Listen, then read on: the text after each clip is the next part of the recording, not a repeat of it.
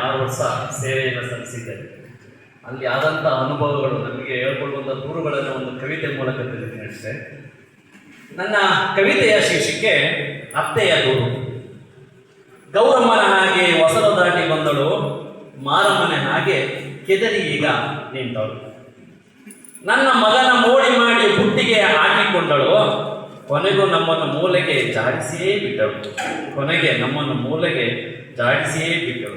ಮೊದಲು ನೀರು ಕೊಟ್ಟು ಹಿಟ್ಟು ಕೊಟ್ಟು ತರುವಾಯ ನೀರು ಇಲ್ಲ ಹಿಟ್ಟು ಇಲ್ಲ ಸುಮ್ಮನವನು. ಮಗನಿಗೆ ಹೇಳೇ ಬಿಟ್ಟೆ ಇವಳ ಬೊಂಬರಾಟ, ಅವ ಸುಮ್ಮನಾಗಿ ಗರುಡು ಕಂಬದಂತೆ ನಿಂತೇ ಬಿಟ್ಟ. ಸಂಕ್ರಾಂತಿಗೆ ತವರು ಮನೆಗೆ ಹೋದಳು, ಯುಗಾದಿಗೆ ಯುಗೆ ಎಂದು ಬಂದಳು. ಸಂತಾನದ ಭಾಗ್ಯವೂ ಇಲ್ಲ, ಸಂತಸದ ಕಾಲವೂ ಇಲ್ಲ. ನಮಗೆ ತಪ್ಪಲಿಲ್ಲ ಇಂದಿಗೂ ಬಂಧನ ಮತ್ತೆ ಹೊರಡು ಬಿಟ್ಟಳು ಗೌರಿ ಹಬ್ಬಕ್ಕೆ ತವರು ಮನೆಗೆ. ಇದ ಕಾದು ಕುಳಿತ ನಾನು ಮಗನಿಗೆ ಬೆದರಿಸಿ ಹಿಂದೆ ಹೊರಟೆ ಬಿಟ್ಟೆ ಬೀಗರ ಹಟ್ಟಿಗೆ.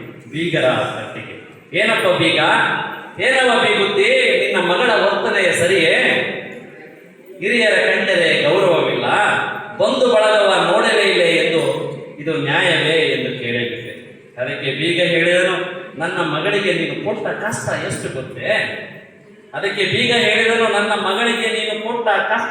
ಎಷ್ಟು ಗೊತ್ತೇ? ಮತ್ತೊಂದು ಕಡೆ ಬೀಗುತ್ತಿ ಬುಸುಗುಟ್ಟಿದಳು, ನನ್ನ ಮಗಳು ನಿನ್ನ ಮನೆಯಲ್ಲಿ ಬದುಕಿ ಉಳಿದಿದ್ದೇ ಹೆಚ್ಚೆಂದು. ನಿನಗೆ ನಿನ್ನ ಮಗನಿಗೆ ವರದಕ್ಷಿಣೆಯ ಕಿರುಕುಳ ಕೇಸು ಜಡಿಸಿ ಜೈಲಿಗೆ ಅಟ್ಟಿವೆಂದು ಶಪಥ ಮಾಡಿಯೇ ಬಿಟ್ಟರು ನಮ್ಮನ್ನು ಗದರಿಸಿ. ಆಗ ಅರಿವಾಯಿತು, ಒಳ್ಳೆಯ ದನಕ್ಕೆ ಇಲ್ಲಿ ಜಾಗವಿಲ್ಲ, ಇದ ನೋಡಲು ಕಾನೂನಿಗೆ ಕಣ್ಣಿಲ್ಲ, ನಮಗಂತೂ ನೆಮ್ಮದಿ ಇಲ್ಲ. ಅತ್ತೆ ಸೊಸೆ ಜಗಳ ಮುಗಿಯೋದೇ ಇಲ್ಲ. ಅವಕಾಶ